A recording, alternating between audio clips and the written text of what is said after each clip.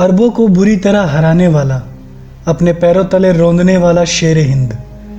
आज हम जिस योद्धा के बारे में बात करने जा रहे हैं, उनके बारे में जानने के बाद आप अपने आप को हिंदू होने के नाते गर्वान्वित महसूस करेंगे। इनके बारे में राजस्थानी लोकगीतों में कहा जाता है कि सर्वप्रथम बप्पा रावल ने केसरिया फहराया और तुम्हारे पावन रज को अपने शीश लगाया। फिर तो वे ईरान और अफ़गान सभी थे जीते, ऐसे थे झपटे यवनों पर हो मेवाड़ के जीते।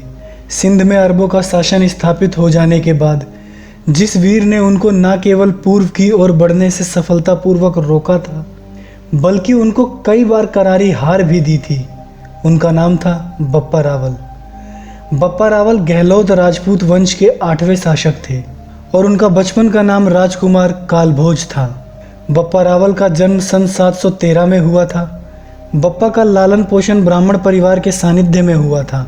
शासक बनने के बाद बप्पा ने अपने वंश का नाम ग्रहण नहीं किया, बल्कि मेवाड़ वंश के नाम से नया सिसोदिया राजवंश स्थापित किया, जिनमें आगे चलकर महान राजा राणा कुंभा, राणा सांगा, महाराणा प्रताप जैसे शूरवीर हुए। उन्होंने चित्तौड़ को अपनी राजधानी बनाया था।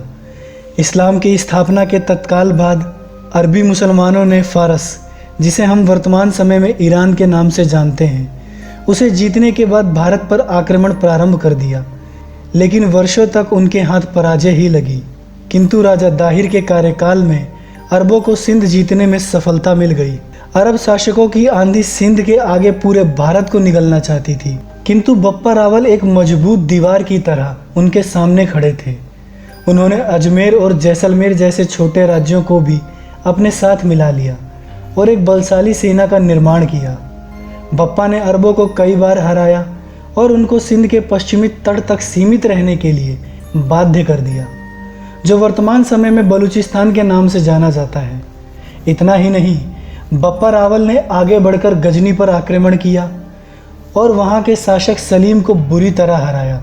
उन्होंने गजनी में अपना प्रतिनिधि नियुक्त कर दिया और चित्तौड़ लौट आए। चित्तौड़ को अपना केंद्र बनाकर उन्होंने आसपास के राज्यों को भी जीता और एक दृढ़ साम्राज्य का निर्माण किया।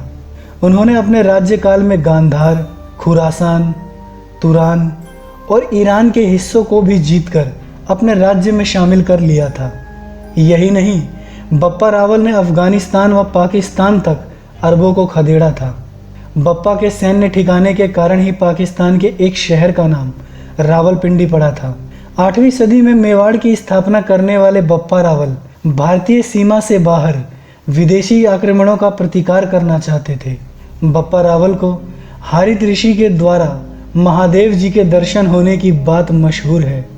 एकलिंग जी का मंदिर उदयपुर के उत्तर में कैलाशपुरी में स्थित है। इसके निकट ही हारित ऋषि का आश्रम है, आदिवरा मंदिर।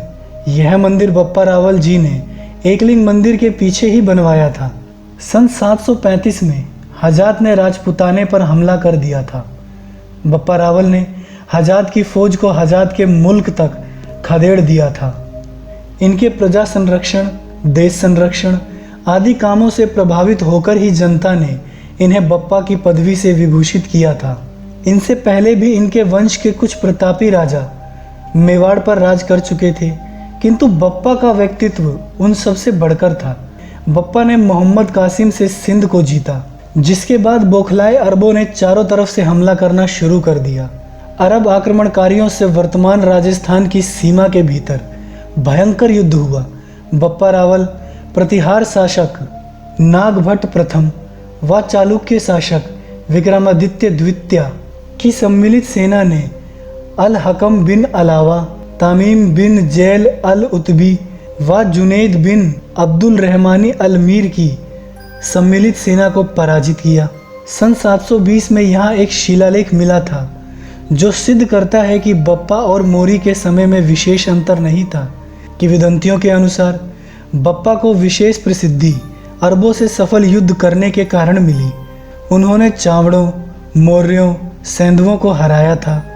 मारवाड़, मालवा, मेवाड़, गुजरात आदि सब भूभागों में उनकी सेनाएं छा गईं। मुस्लिम आक्रमणकारियों से बचाने के लिए ईश्वर ने राजस्थान को कुछ महान व्यक्ति दिए, जिनमें विशेष रूप से गुर्जर प्रतिहार सम्राट नागभट्ट प्रथम तथा बप्पा रावल के नाम उल्लेखनीय हैं। नागभट्ट प्रथम ने अरबों को पश्चिमी राजस्थान और मालवे से मार भगाया था। बप्पा ने यही कार्य मेवाड़ और उसके आसपास के प्रदेशों के लिए किया था और साथ ही चित्तौड़ पर भी अधिकार कर लिए थे। बप्पा रावल के मुस्लिम देशों पर विजय की अनेक दंत कथाएं अरबों की पराजय की इस सच्ची घटना से उत्पन्न हो गईं। अपने शौर्य और पराक्रम से अरबों को मार के खदेड़ने वाले बप्पा रावल का देहांत हो गया। इस प्रकार की जानकारी को प्राप्त करते रहने के लिए हमारे चैनल को सब्सक्राइब करना ना भूलें। साथ ही घंटी के आइकन को प्रेस कर दें ताकि आगे आने वाली जानकारी आप तक सबसे पहले पहुंच सके। धन्यवाद।